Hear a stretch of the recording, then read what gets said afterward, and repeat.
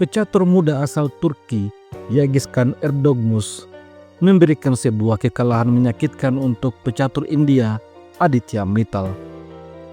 Ini adalah salah satu game yang terjadi dalam FIDE Grand Swiss tahun 2025. Permainan pada awalnya dimulai dengan C4, pembukaan Inggris. Yagiskan mendorong E6. Setelah kuda C3, D5, dan D4. Pion makan pion, E4, bersiap mengeluarkan gajah untuk makan pion. Merespon hal ini, Yagiskan mendorong C5, bermaksud merusak pion center. Setelah D5, pion makan pion makan pion, lalu gajah D6. Aditya Mittal mengeluarkan gajah sambil makan pion. Setelah itu, Yagiskan mengeluarkan kuda E7. Selanjutnya, Aditya Mittal mendorong H3, langkah profilaksis, dijawab dengan rokade, mengamankan raja. Setelah kuda F3 dan bersiap rokade, Yagiskan mengeluarkan kuda D7. Putih rokade, lalu kuda B6 ancam gajah. Aditya Mittal melindungi gajah dengan pion. Kemudian, pertukaran kuda dengan gajah terjadi dan pion makan kuda. Lajur B menjadi setengah terbuka untuk putih. Dari posisi ini, Yagiskan mengeluarkan kuda G6. Kemudian, kuda ancam gajah. Dijawab dengan gajah F5 ancam kuda. Setelah itu, kuda makan gajah. Menteri makan kuda. Selanjutnya, Aditya Mittal mengeluarkan menteri ke petak B3 untuk ancam pion. Tentu saja, Yagiskan mendorong B6, memperkuat pionnya. Dan selanjutnya, Aditya Mittal mendorong A4, bermaksud untuk merusak ikatan pion hitam. Maka, menjawab hal ini, Yagiskan mendorong A5. Selanjutnya, Aditya Mittal menempatkan bentengnya menguasai lajur E, dan Yagiskan menantang pertukaran benteng. Selanjutnya, gajah ke petak E3 menghubungkan kedua benteng. Permainan kemudian berlanjut. Yagiskan mendorong H6. Selanjutnya, benteng A2. Di posisi ini, Yagiskan mengarahkan gajahnya menyerang kuda, bermaksud untuk merusak struktur pion putih.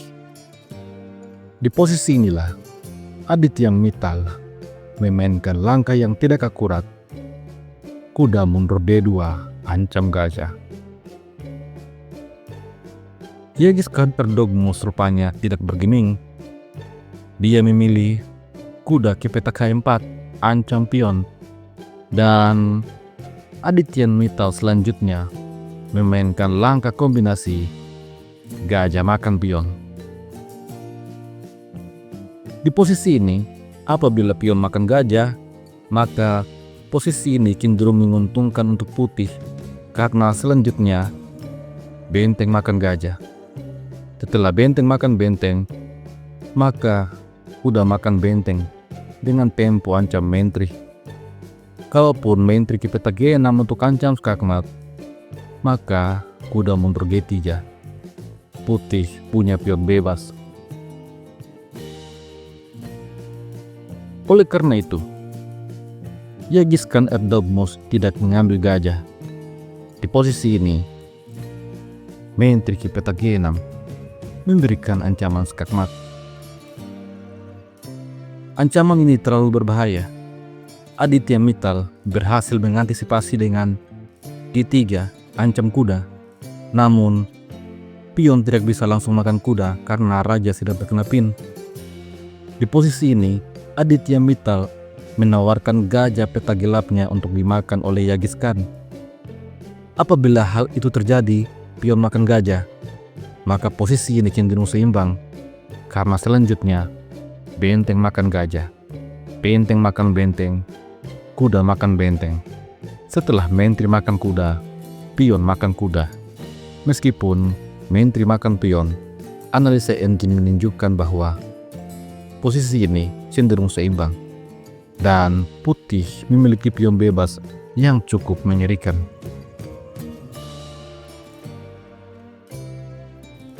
Tentu saja, Genghis Khan tidak tertarik untuk makan gajah. Di posisi ini, Genghis Khan memainkan gajah G2, menawarkan pertukaran benteng. Setelah misalnya pertukaran benteng terjadi dan benteng makan benteng, maka hal ini memberikan keuntungan untuk hitam karena mengancam skakmat. Selain itu, gajah putih juga terancam. Apabila gajah diselamatkan, maka benteng E1 skak, raja lari, benteng H1 skakmat. Maka dari itu, tawaran ini tidak boleh terima. Aditya Mittal berhasil menemukan langkah terbaik, gajah E7. Di posisi ini, Genghis Khan Erdogmus berhasil mendapatkan kembali pionnya yang telah hilang. Dengan langkah ini, Genghis Khan juga mengumpan kudanya untuk dimakan. Apabila gajah makan kuda, maka benteng makan benteng skak. Setelah raja lari misalnya, maka gajah mundur. Hitam bisa mengancam skakmat, posisi yang sangat berbahaya untuk putih. Tentu saja, Aditya Mittal tidak tertarik untuk makan kuda. Di posisi ini, Mittal memainkan raja H2. Sekarang, gajah dan kuda hitam terancam. Namun demikian, Genghis Khan ternyata punya balasan yang sangat cerdas. Kuda G2 menawarkan gajah tetapi mengancam benteng. Oleh karena itu, Aditya Mittal menyelamatkan benteng ke petak E5. Namun selanjutnya, F6, benteng terancam. Di posisi ini, Aditya Mittal membalas dengan menteri makan pion. Tentu saja apabila pion makan benteng, maka hitam akan kehilangan menterinya. Kelihatannya, putih keluar dari ancaman bahaya. Namun ternyata, Genghis Khan kembali memainkan langkah yang menarik. Kuda F4, mengorbankan kuda untuk menjaga menteri. Sekarang, pion siap untuk makan benteng. Apabila di posisi ini, putih makan kuda dengan pion, maka menteri G2 adalah skakmat. Tentu saja, Aditya Mittal tidak tergoda. Di posisi ini, Aditya Mittal menarik mundur benteng untuk ancam kuda. Namun ternyata, ini adalah langkah yang tidak akurat. Pada langkah selanjutnya, Genghis Khan memainkan langkah brilian, menteri H5. Langkah ini membiarkan Mittal untuk makan kuda dengan benteng. Namun selanjutnya, Genghis Khan memainkan gajah G4, open skak. Raja kemudian sembunyi ke petak G1 dan selanjutnya benteng makan gajah, memberikan ancaman yang sangat berbahaya. Merespon hal ini, Aditya Mittal langsung menarik mundur bentengnya untuk menjaga pertahanan. Kemudian, Genghis Khan menyusun benteng.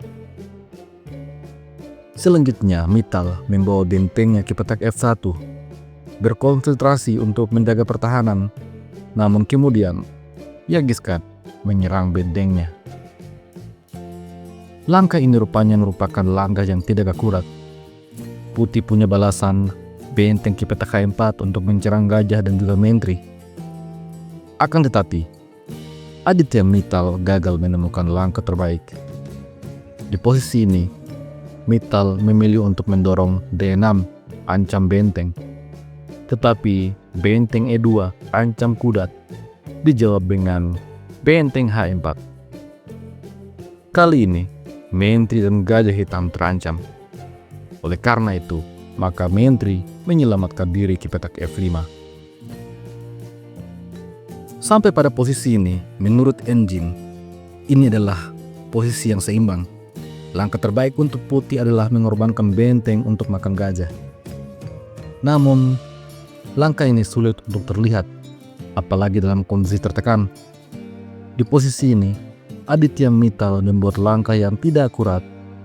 Menteri B5, tantangan pertukaran menteri. Namun, Genghis Khan menyerang balik menteri. Setelah itu, Aditya Mittal mendorong pionnya bersiap untuk promosi, membiarkan benteng makan menteri.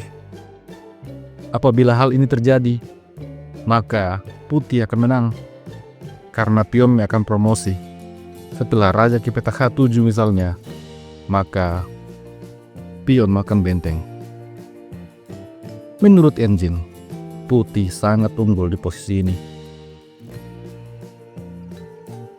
Tentu saja, Genghis Khan tidak terburu-buru makan menteri. Di posisi ini, Genghis Khan terlebih dahulu mengambil kuda dan mengancam pion. Kemudian Aditya Mittal menyerang. Menteri B8, skak, raja lari. Setelah itu, Aditya Mittal berhasil memiliki 2 menteri. Namun demikian, kedua menteri ini sama sekali tidak berguna, karena selanjutnya Genghis Khan memburu raja. Di posisi ini, Genghis Khan memainkan langkah brilian. Menteri makan pion. Skak. Apabila raja lari, maka menteri akan melakukan skakmat pada petak H2 ataupun G2. Oleh karena itu Aditya Mittal mengambil menteri. Namun kemudian benteng E1, skak, raja lari. Benteng kemudian makan benteng, kembali skak, raja harus makan gajah. Setelah itu, benteng kembali skak. Langkah ini membuat raja terpaksa sembunyi di petak G4. Namun setelah itu, pion F5, skak. Aditya Mittal membawa rajanya sembunyi di petak H5. Namun, pada akhirnya, pion G6 membuat putih terkena skakmat. Sebuah permainan yang begitu indah dari Genghis Khan Erdogmus, di mana kedua menteri putih hanya bisa melihat rajanya diburu dari baris belakang.